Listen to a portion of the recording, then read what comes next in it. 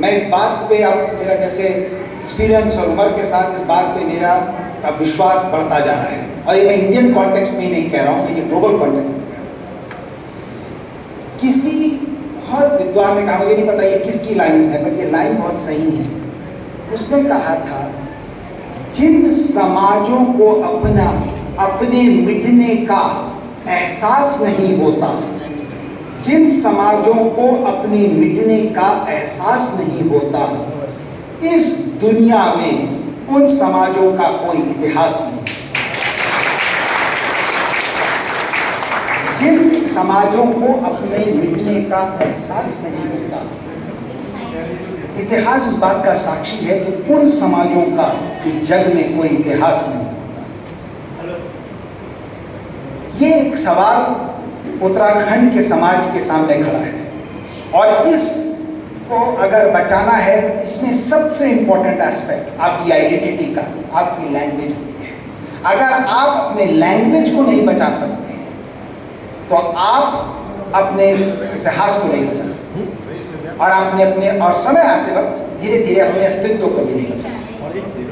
हम सब उसके विक्टिम्स हैं। मैं गढ़वाली नहीं बोलता हूँ, ठीक है, और मैं जी से ये पूछ रहा था कि ऐसा क्यों है कि मैं गढ़वाली नहीं बोलता हूँ। मैं इंग्लिश बोलता हूँ, मैं हिंदी ठीक ठाक बोल लेता हूँ, मैं शायद थोड़ा बहुत फ्रेंच भी बोल लेता हूँ, गढ़वाली नहीं बोलता।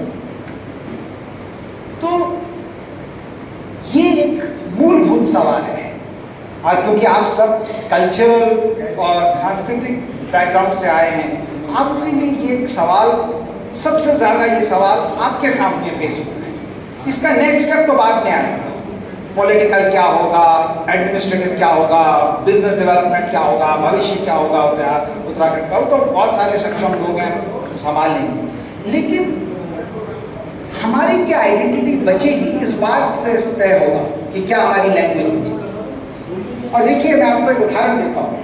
जब इस देश की आज़ादी मिली तो ये देश दो भागों में बट गया, और एक देश जहाँ पे को रिलीजियनिस्ट, मतलब एक ही धर्म के लोग एक साथ बढ़े, वो था पाकिस्तान। वहाँ पे जितने मुसलमान थे उस हिंदुस्तान में, एक सेक्शन, वो एक रिलीजन के माध्यम में उन्होंने उसका बेसिस पे एक देश बनाया। हिंदुस्तान में तो कई रिलीजन के लोग थे। 47 में हमको आज़ादी मिलती है, और 71 में पाकिस्तान दो टुकड़े हो जाता है, और हिंदुस्तान आज भी 75 साल के बाद एक यूनाइटेड देश है। हम दोनों में क्या गलती, आप में से जानते हैं हमारी गलती क्या थी, उनकी, और मतलब गलती, सॉरी, मतलब उन्होंने क्या गलती करी? उन्होंने गलती ये करी कि उन्होंने लैंग्वेज को अटेंशन नहीं दी। उन्होंने बंगालियों को, जो उनके सहसे मुसलमान थे, कहा कि तुम सब पाकिस्तानियों अपनी लैंग्वेज छोड़ो, हम सब अब पाकिस्तान बनते हैं, हम सब मुसलमान हैं, हम पाकिस्तानी हैं, पंजाबी चलेगी, यहाँ पर बंगाली।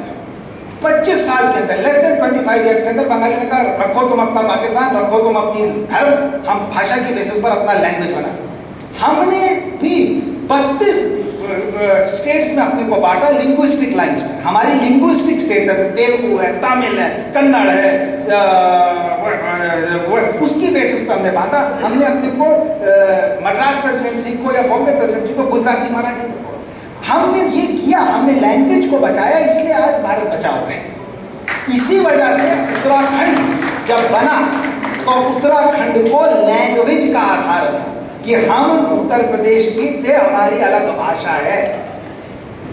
अब इस बात को 22-23 साल हो गए, तो एक सवाल पैदा होता है, क्योंकि मेरा थोड़ा उत्तराखंड में जाना होता है, थोड़ा मैं उत्तराखंड को देखता हूँ। मैं कोई पॉलिटिकल बात नहीं कर रहा है, पॉलिटिकल लोग भी नहीं है, लेकिन आप लोग कल्चरल उससे आते हैं। और आज मैं आपको दो चीज़ें बताता हूँ इसी बात से, जो आज के दो इंस्टेंसेस आपने इंस्टेंस लिया पेशावर का, जब चंद्र सिंह गढ़वाली या चंद्र सिंह नेगी ने अपनी गढ़वाल राइफल्स में पेशावर में अपनी वेपन्स को करके, लाल कुर्ती उन्हें कहते थे, उन पे फायर करने से मना किया। आपको पता है कि 1919 के अंदर जब जलियांवाला बाग इंसिडेंट हुआ तो जिन लोगों ने गोली चलाई वो गोरखा थे। जनरल डायर के अंदर गोरखा राइफल्स की रेजिमेंट थी। गोरखा और गढ़वाली में क्या फर्क था लड़ाई में? हमने निहत्तों पर हथियार डालने, हथियार गोली चलाने से मना कर दिया। उसके लिए पूरी की पूरी गढ़वाल राइफल्स डिसबैंड हुई और चंद्र सिंह नेगी को काला पानी का सर। हमने कहा हम निहत्तों पे गोली नहीं चला, हम हथियार उठाते हैं रक्षा करने के लिए, किसी पर मतलब निहत्तों पे गोली नहीं चला सकते। वही गोरखा रेजिमेंट ने जलियांवाला बाग में छल्ली छल्ली कर दिया सिखों को। तो याद रखिए कि उत्तराखंड का समाज वैल्यूज पे डरा है। वही वैल्यूज से वो अभी जो आर्य जी थे जिन्होंने यहाँ आकर अपनी क्लास कहीं, जब ड्यूटी की बात आती है तो फिर हम अपने पर्सनल सैक्रिफाइस भी करने को तैयार हैं, अपनी पर्सनल भावनाओं को भी अलग रख लेते हैं। जब हम लैंग्वेज बचाएंगे तो हम इन वैल्यूज को बचाएंगे, और अगर हम ये लैंग्वेज नहीं बचा पाए तो हम ये वैल्यूज को नहीं बचा पाएंगे, और अगर ये वैल्यूज को नहीं बचाएंगे तो इस वैल्यू से इस भारतवर्ष का हित होगा। आप जो आज बात करते हैं उत्तराखंड के लोगों की, वो इस वैल्यूज की वजह से वहां है अपने। तो आप लोग इस बात के बारे में सोचिए, और अगर जब तक हम वैल्यूज को नहीं बचा पाएंगे हम अपने उत्तराखंड को नहीं बचा पाएंगे।